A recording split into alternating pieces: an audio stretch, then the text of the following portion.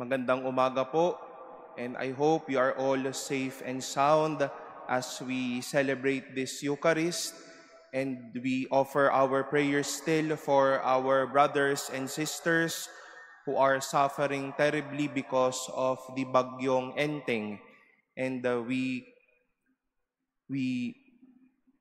are here to support you spiritually and in the many other ways that we can, as we also raise your prayers and your concerns to God.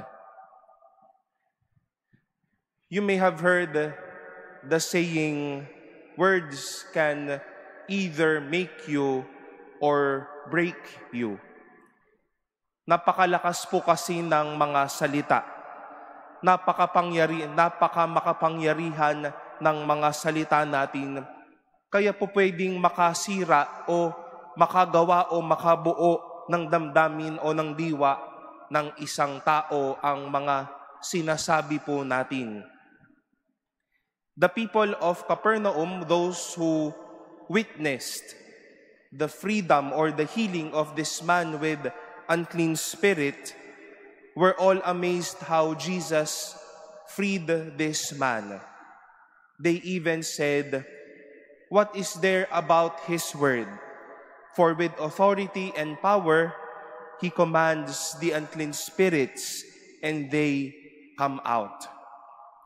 They were amazed how words can be that powerful. Amazed how words can change a person and make a person free again. Hindi lang naman po sa kwentong ito nagsalita si Jesus. Pero sa lahat ng pagkakataon, nagsalita siya ng mga malalakas, matitindi, straight to the point ng buong puwersang mga salita para mabago ang puso at buhay ng tao. Although, as a response, people may be disturbed. They may even ask questions. They may have second thoughts. But Jesus would always give words not only to speak, not only to be powerful, but to change us and form us. This is one thing that we need to appreciate and make ourselves attentive when we use words. Alam naman po natin at sinabi nga natin kaninang malakas ang salita. Gawin po natin ang lahat para makatulong tayo sa iba, sa pagpabago ng iba. Do not be shy to express your hearts when things are wrong. God has given us words to help others grow, to help others for their healing, to help others for their good, and for the best of their lives.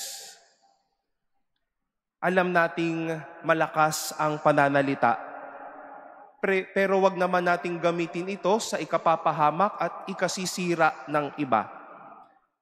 Minsan, masakit tayong magsalita, pero ang sanang lamanan ng puso ay para mabago ang iba. Our words may sometimes be painful and strong, but it may bring others hope and drive to live others and to live life again. Words can either make you or break you. They can indeed break us and make us. Kailangan tayong saktan, kailangan tayong gisingin, kailangan tayong kurutin pag nagsalita ang iba at kapag nagsalita ang Diyos. It is there to help us be better as well and to make our life beautiful and hopeful as well.